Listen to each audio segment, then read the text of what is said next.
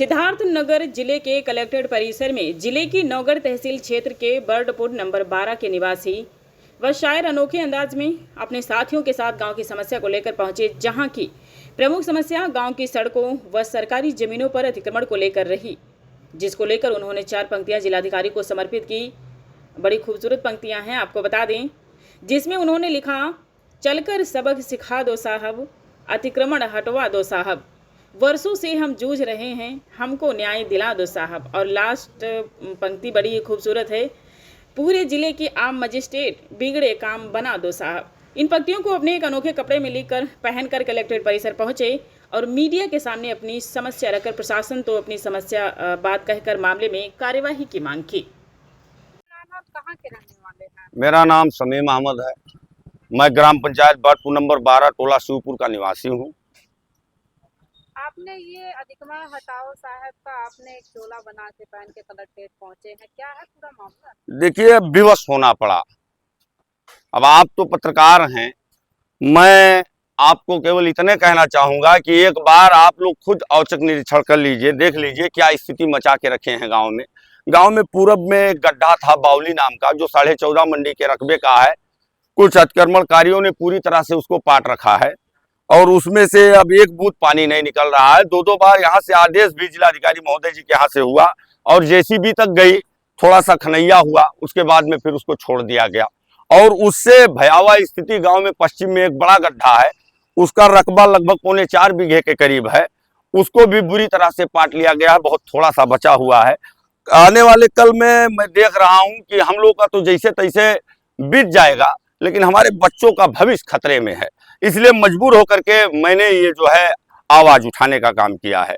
और साथ ही साथ आपको और अवगत कराता चलूं मैं कि मेरे गांव में नवीन प्रति की जमीन बंजर, यहाँ तक कि देवस्थान तक पर अब अतिक्रमण कर लिया गया है और कुछ जमीनों को मतलब जो है एक दूसरे से मिल करके, जो कि जमीनें सरकारी है, उसको बेच लिया गया है।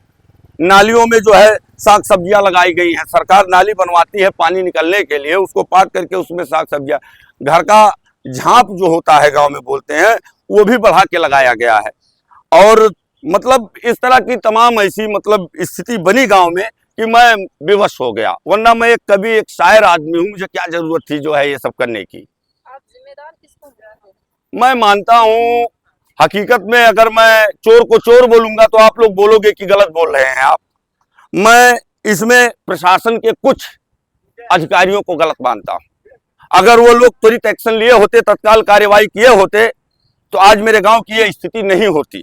जबकि विगत दिनों में गांव के कुछ लोग जो है औरतें और बच्चे बूढ़े सब जो है जा करके एप्लीकेशन दिए, जांच टीम गई, गठन हुआ, 5 लोगों की टीम का गठन हुआ कि खनैया होगा और जितने भी अतिक्रमणकारी हैं पूरे गांव में जहां जहां भी गड्ढा अतिक्रमण हुआ है सबको क्लियर कराया जाएगा। लेकिन अब हो सकता है भाई इस पे अच्छे बिक जाते हैं, हो सकता है कुछ ऐसा स्थिति बना हो। मैं तो था नहीं, मैं कभी आदमी हूँ, बाहर रहता था, लेकिन जब आया मैं तो मैंने देखा ये स्थिति है मेरे गाँव की। मैं चीख उठा और मैं अपने जिलाधिकारी महोदय से न्याय पाने के लिए यहाँ आ गया।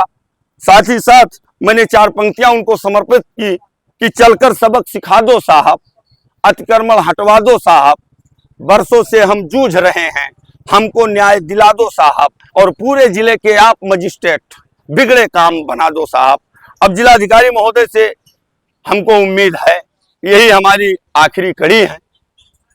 अब इससे ज्यादा और क्या बोलूं।